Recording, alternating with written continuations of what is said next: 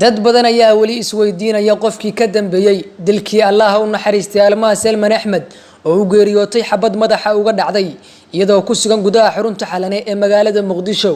Almaas Elman waxay ka soo jeedaa qoys caan ka ah dunida oo lagu yaqaano gargaarka iyo wacyigelinta 23 sano kadib geerida aabaheed ayaa iyadana lagu dilay magaalada Muqdisho si xaq darro ah sidoo kalena waxaa la dilay 24 saac kadib markii walaasheed Ilwaad ay qaramada midoobay ka sheegtay in Soomaaliya ay ku jirto xaalad soo kabsasho ah isla markaana uu soo hagaagayo ammaanka dalku. Almaas Elman waxay ka mid ahayd qoys ka kooban 3 gabdhood iyo hooyadood oo ifka uga tagay Allah u naxariistay Elman Axmed oo la dilay bishii March sanadkii 1996 caruurtii uu ka tagay oo ay kamid tahay Almaas waxay noqdeen kuwa Soomaalida ka tilmaaman waxayna kala yihiin Ilwaad Elman oo nabadda u ololeysa una sharaxan shahaadada Nobel Peace Prize, Iman Elman oo ka tirsan saraakiisha xoogga dalka iyo Allah u naxariistay Almaas oo soo noqotay xogayaha koowaad ee safaaradda Soomaaliya ee Kenya haddana qaybta warbaahinta u qaabilsanayd midowga Yurub.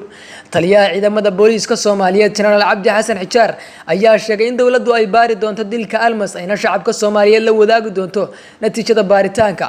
Almaas Elman waxay ka mid noqotay dad badan oo hal door u ah bulshada Soomaaliyeed oo si xaq darro ah loo dilay ilaa haddana aanan helin cadaalad, laakiin ma noqon doontaa qofkii ugu dambeeyay ee xaq darro loo dilo. Axmed Maxamed Cali Kiimiko oo ah gudoomiyaha xarunta dimuqraadiyadda iyo xuquuqda aadanaha oo wax badan ka yaqaanay qoyska Elman ayaa iga warramay taariikhda qoyskan iyo garashadiisa. Allah u naxariistay Almaas Elman isagana gacanka gardarro saas oo kale ugu baxay gabadhii saddexdoodiiba waxay noqdeen saddex ka tilmaama bulshada mid ciidamada gashay midna oo soo noqotay diblomaasiyada howlihii sii waday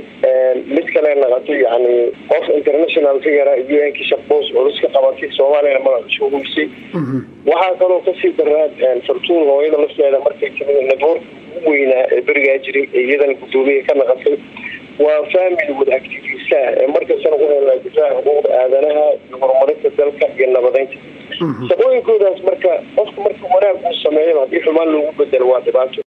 warar kala duwan ayaa ka soo baxaya xogta ku saabsan dilka Almaas. dadka yaqaan arrimaha ciidamada iyo dagaalada ee arkay sawirka xabadda laga soo saaray Almaas ayaa sheegay in xabaddu ku dhacday ay tahay mid culus loona maleynayo inay ka timid meel fog maadaama aysan xabaddu ka dhex bixin gabadha.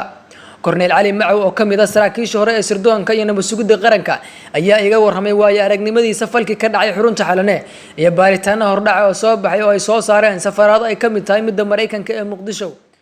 xabadda horta waa 50 caliber waa qori weyn waaye qorigaas weyn waxa waaye hadii analyze lagu sameeyo oo maaragtay ay xataa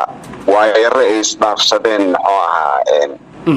safaaradaha oo diblomaasiyiinta isdhaafsadeen xalane oo ay ka mid tahay safaaradda Mareykanka arkay waayare isdhaafsadeen waxa uu leeyahay laba gaari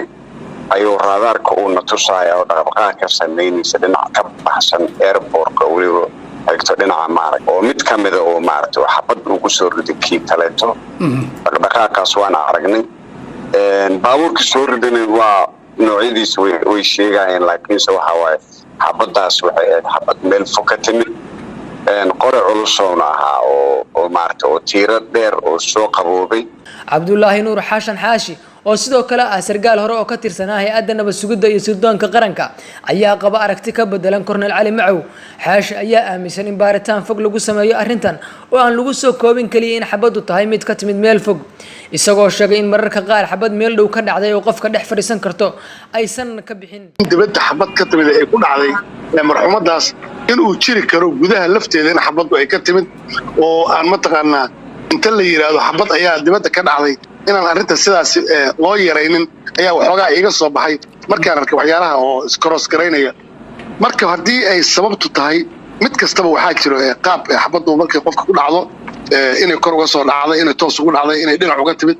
qofka wuu yaqaanaa dadka arrintaas shaqada kale way yaqaanaan baabuur hadday ku dhex dhacdana isweydiin mabaleba shardi ma ahan xabaddu inay gaariga qof inay qofka xabaddu ku dhex qabowdo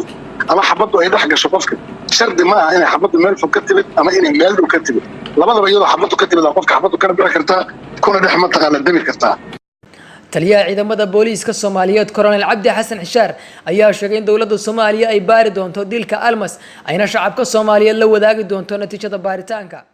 waxa ciidanka booliiska Soomaaliyeed gaar ahaan laanta CID ay furtay gal dacwadeed ay ka qayb gali doonaan saraakiil tira badan